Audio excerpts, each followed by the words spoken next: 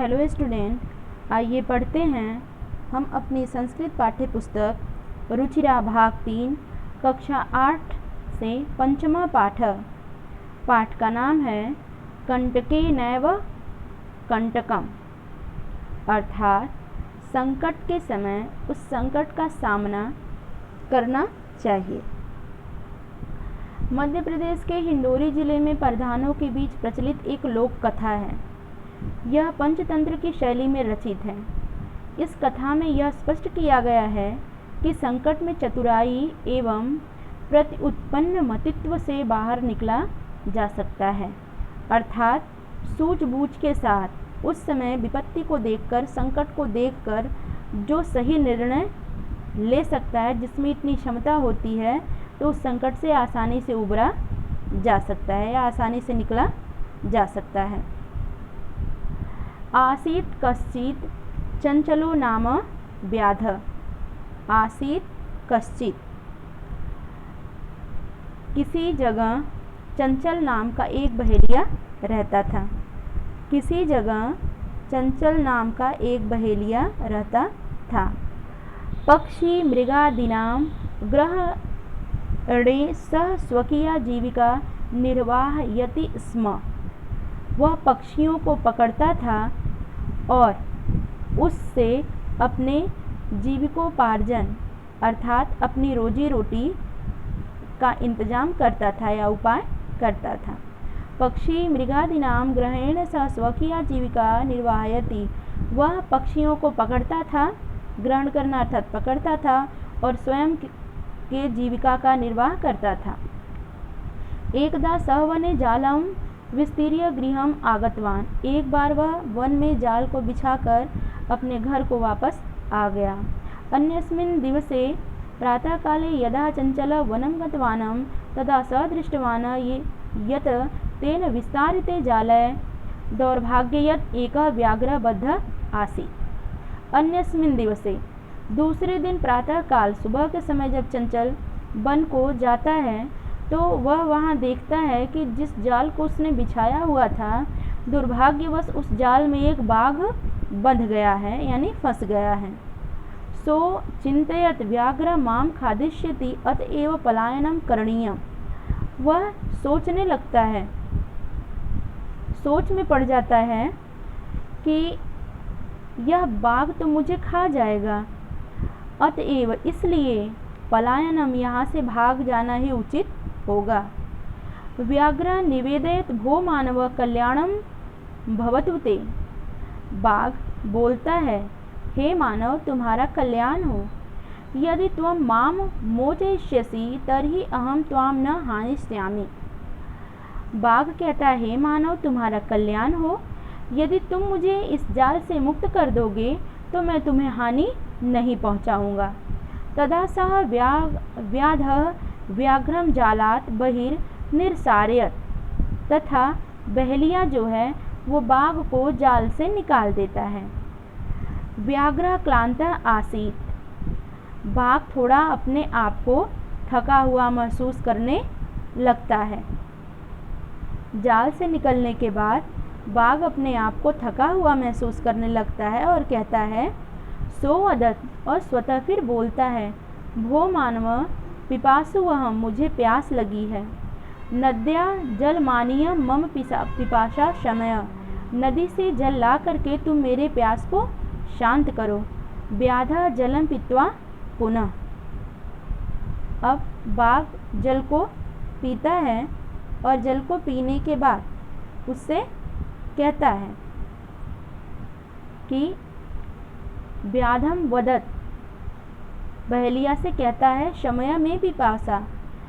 बहेलिये से बाघ कहता है कि मेरी प्यास शांत हुई। सांप्रतम भुभुक्षो अस्मि इदानीम अहम त्वाम खादिष्यामि। मेरी प्यास शांत हुई सांप्रतम, और अब मुझे भूख लगी है, इसलिए मैं तुम्हें खाऊंगा। चंचल उक्तवान अहम त्वं कृते धर्मम आचरितवान त्वया मिथ्या भणितम त्वं माम खादितुमिच्छसि। वो चंचल कहता है, उक्तवान अहम, मैंने तो तुम्हारे साथ सही युक्ति धर्म का आचरण किया, परंतु तुमने तो बोला था कि तुम मुझे हानि नहीं पहुंचाओगे, परंतु तुम तो मुझे खाने की इच्छा रखते हो। व्याघ्र अवदत्, बाघ ने कहा, अरे मूर्ख, क्षुधार्थाया किमपि अकार्यम न भवति। कहते हैं कि हे मूर्ख, अपनी क्षुधा को, अपनी भूख को शांत करने के लिए कोई भी कार्य अकारण नहीं होता है। सर्व स्वार्थ समीहते, यहाँ लोग पर सब लोग अपने स्वार्थ की सिद्धि के लिए ही कार्य को करते हैं। चंचला नदी जलम अपृच्छत, चंचल जो है वो नदी जल से पूछता है। नदी जलम अवदत्, नदी जल कहती है, एवमेव भवती जना मयि स्नानं कुर्वन्ति वस्त्राणि प्रक्षालयन्ति तथा च मलमूत्रादिकं विसृज्य निर्वृत्तेन वस्तुतः सर्वस्वार्थ समीहते। अब नदी की जल चंचल से कहती है कि एवमेव भवती, यह सही बात है, सभी लोग मुझ में स्नान करते हैं, वस्त्रों को प्रक्षालयति धोते हैं, मल मूत्र का भी त्याग कर देते हैं, इसी में सभी कार्य इसी में निवृत्त करते हैं। तो यह हुआ, अर्थात सभी अपने स्वार्थ के हेतु ही अपने कार्य को करते हैं। चंचला वृक्षम उपगम्य अपृच्छत, अब इसके बाद चंचल वृक्ष के पास जाता है और उससे पूछता है। वृक्ष अवदत्, वृक्ष बोलता है, मानवा अस्माकं छायायां विरमन्ति, मानव मेरी छाया में विश्राम करता है। चंचल से कहता है वृक्ष कि मानव मेरी छाया में विश्राम करता है। फला मानवा अस्माकं, यानी यहाँ की जो मेरी छाया है उसमें विश्राम करता है, और इसके बाद अस्माकं फलानि खादन्ति, और मेरे फलों को भी खाता है। मुझसे छाया प्राप्त करता है और मेरे फलों को भी खाता है।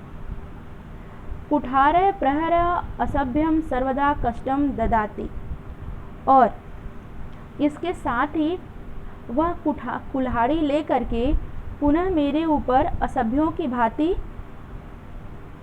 की भांति मेरे ऊपर प्रहार करके मुझे कष्ट पहुंचाता है।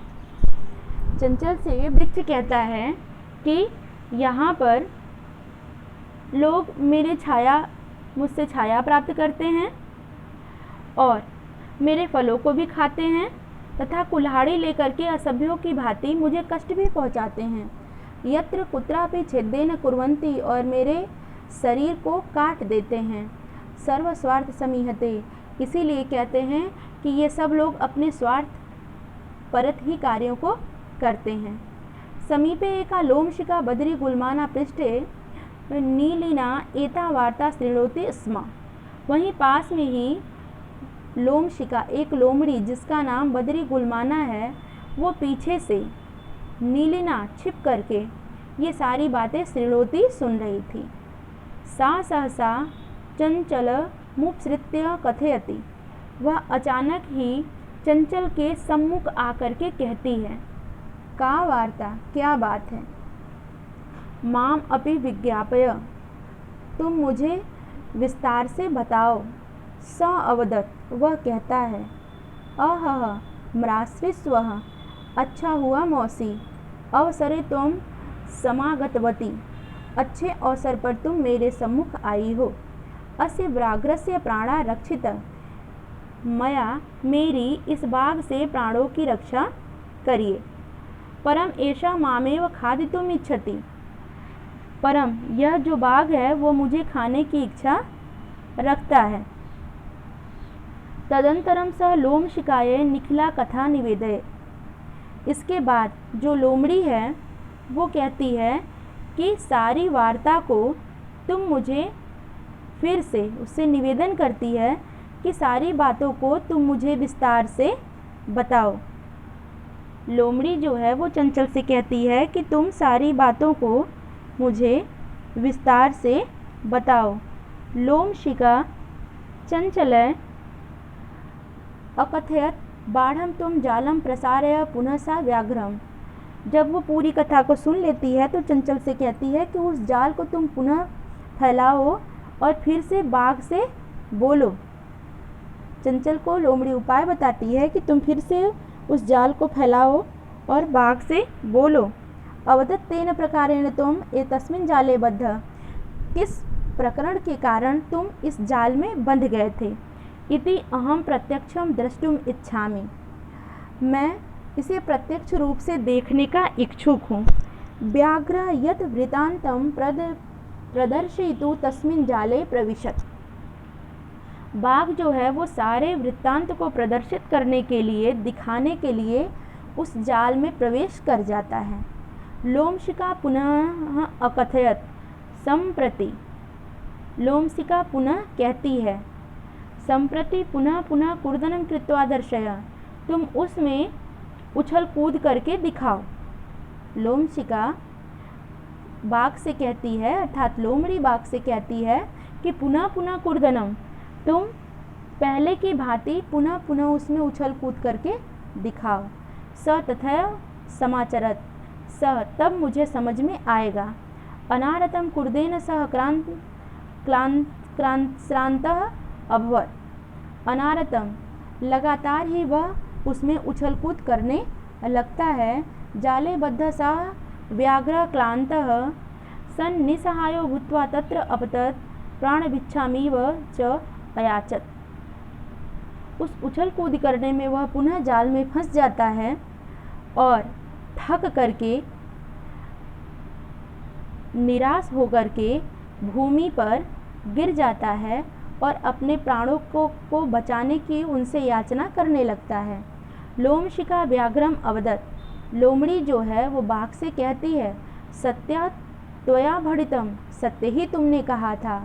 सर्व स्वार्थ समीहते, सभी लोग संसार में अपने स्वार्थ की सिद्धि के लिए ही कार्यों को करते हैं, जैसा कि तुमने पहले ही कहा था। यहाँ पर लोमड़ी और बहेलिया दोनों मिलकर के अपने कार्यों को, अपने प्राणों को बचाने में सफल होते हैं। इसीलिए कहा गया है कि जब भी संकट आता है तो हमें उसका सामना बहुत ही सावधानी से करना चाहिए। आइए इसका शब्दार्थ देख लेते हैं। व्याध शिकारी या बहेलिया, स्वीयाम स्वयं के दौर्भाग्या दुर्भाग्य से, बद्ध बधा हुआ, पलायनम पलायन करना या भाग जाना, निवेदयत निवेदन करना, निवेदयत का संधि विच्छेद है, निह प्लस अवेदयत मोचयस्यति मुक्त करोगे या छुड़ाओगे, निर्सारयत निकालना, इसका संधि विच्छेद होगा, निह प्लस असारयत क्लांता थका हुआ। आगे देखते हैं। पिपासु प्यासा, शमया शांत करो या मिटाओ, बुभुक्षिता भूखा, भणितम कहा, प्रक्षालयंती धोते हैं, विसृज्य छोड़कर, निर्वत्ते चले जाते हैं या लौटते हैं, उपगम्य पास आकर, विरमंती विश्राम करते हैं, कुठार कुल्हाड़ियों से, प्रहार करके, छेदनम काटना, लोमशिका लोमड़ी, नीलिना छुपी हुई, उपसृत्य समीप आकर, माश्रित स्वः हे मौसी, समागतवती पधारी या आई, निखिला नाम संपूर्ण या पूरी, बाढ़म ठीक है या अच्छा, प्रत्यक्षम अपने समक्ष या सामने। स्टूडेंट, आपको इस चैप्टर की कहानी की समरी जो है, आशा है समझ में आ गई। इसकी कहानी समरी समझ में आ गई होगी। आपको वर्ड मीनिंग अपनी नोटबुक पे करना है और इसमें जो अलग अलग जगह पे संधि विच्छेद दिया हुआ है उसे भी आपको अलग करके लिखना है। आशा है स्टूडेंट आपको ये चैप्टर ज़रूर समझ में आया होगा। धन्यवाद।